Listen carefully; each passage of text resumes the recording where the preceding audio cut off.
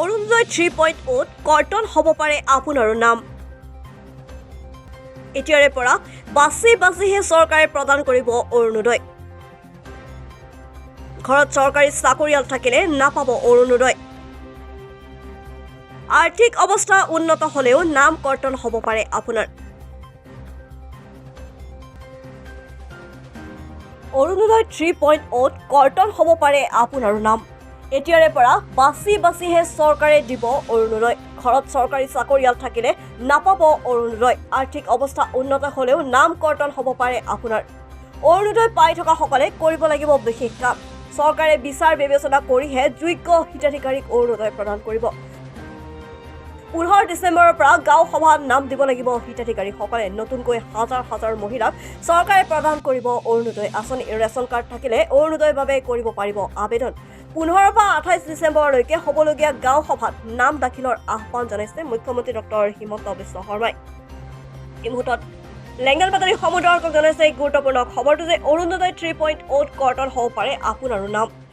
এতিয়াৰে পৰা বাছি বাছিহে চৰকাৰে প্ৰদান কৰিব অৰুণোদয় আঁচনি। ঘৰত চৰকাৰী চাকৰিয়াল থাকিলে লাভ নকৰিব অৰুণোদয় আঁচনি। আৰ্থিক অৱস্থা উন্নত হ'লেও নাম কৰ্তন হ'ব পাৰে আপোনাৰ। অৰুণোদয় পাই থকাসকলে কৰিব লাগিব বিশেষ কাম। চৰকাৰে বিচাৰ বিবেচনা কৰিহে যোগ্য হিতাধিকাৰীক অৰুণোদয় প্ৰদান কৰিব। 15 ডিচেম্বৰৰ পৰা গাঁও সভাত নাম দিব লাগিব হিতাধিকাৰীসকলে। নতুনকৈ হাজাৰ হাজাৰ মহিলাক চৰকাৰে প্ৰদান কৰিব অৰুণোদয় আঁচনি।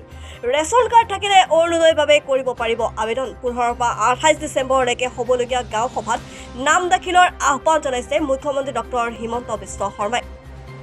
এই মুহূৰ্তত মুখ্যমন্ত্ৰী ডক্টৰ হিমন্ত বিশ্ব শৰ্মাৰ কিছু মন্তব্য আছে, সেই মন্তব্য এই মুহূৰ্তত আপোনালোকৰ বাবে আগবঢ়াইছো। অহা 15 তাৰিখৰ পৰা 21 আৰু কৰবাত 28 তাৰিখলৈকে আমাৰ সমষ্টিয়ে পুলিং বুথে গাঁও সভা অনুষ্ঠিত হ'ব। এই গাঁও সভাবিলাকৰ মাজেদিয়ে আমি ৰাজ্যখনত তৃতীয় যিটো অৰুণোদয় তৃতীয় সংস্কৰণ বুলি আমি কওঁ তাৰ হিতাধিকাৰীসকল আমি নিৰ্বাচিত কৰিম। ইয়াৰ ফলত আমি দুই ধৰণৰ মহিলাক নিৰ্বাচিত কৰিম।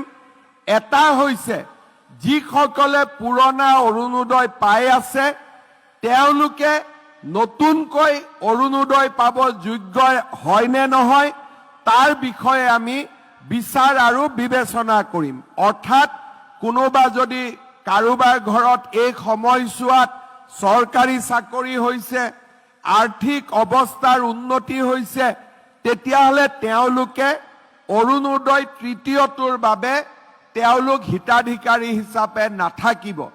সেইকাৰণে যিসকলে আগতে অৰুণোদয় পাই আছে তেওঁলোকেও নিজৰ নাম যদি ভৱিষ্যতে অৰুণোদয় পাই থাকিব খোজে গাঁও সভাত উপস্থিত হৈ নিজৰ নাম তেওঁলোকে তালিকাভুক্ত কৰিব লাগিব। আনহাতে আমি আকৌ যিসকলে কেতিয়াও অৰুণোদয় পোৱা নাই তেনেকুৱা অৰুণোদয় নোপোৱা প্ৰত্যেকটো সমষ্টিতে আমি 10ৰ পৰা 12-13 হাজাৰলৈকে আৰু নতুনকৈ আই মাতৃসকলক আমি অৰুণোদয়ৰ কাৰণে নিৰ্বাচন কৰিম।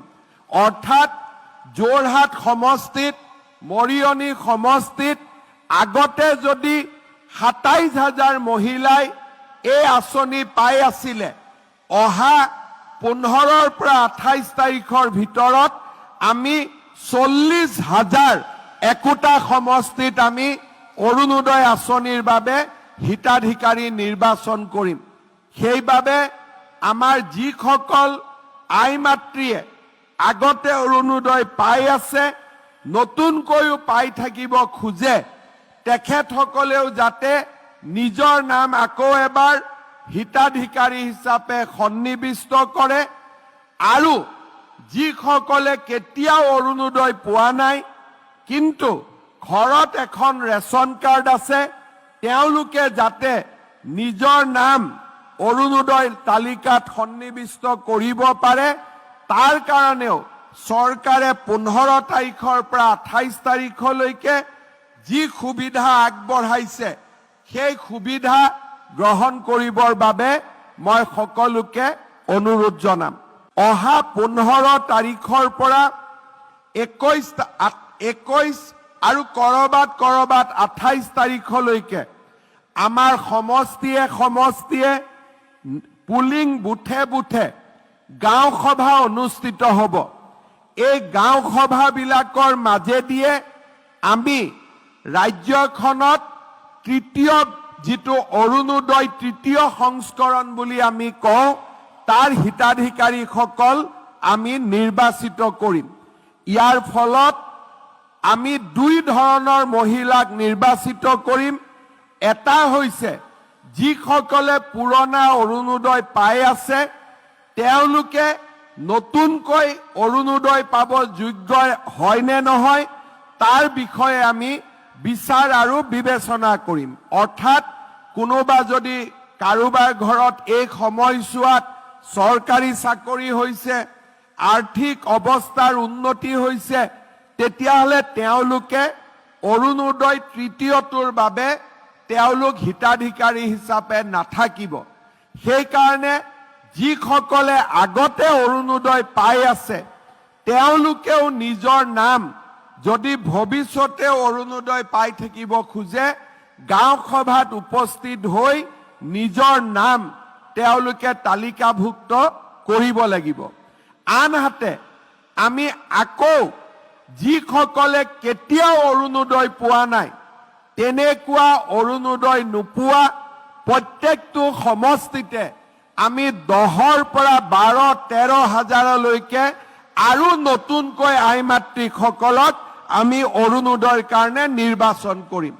অৰ্থাৎ যোৰহাট সমষ্টিত, মৰিয়নি সমষ্টিত আগতে যদি 27,000 মহিলাই এই আঁচনি পাই আছিলে, অহা 15ৰ পৰা 28 তাৰিখৰ ভিতৰত আমি 40,000 একোটা সমষ্টিত আমি অৰুণোদয় আঁচনিৰ বাবে হিতাধিকাৰী নিৰ্বাচন কৰিম।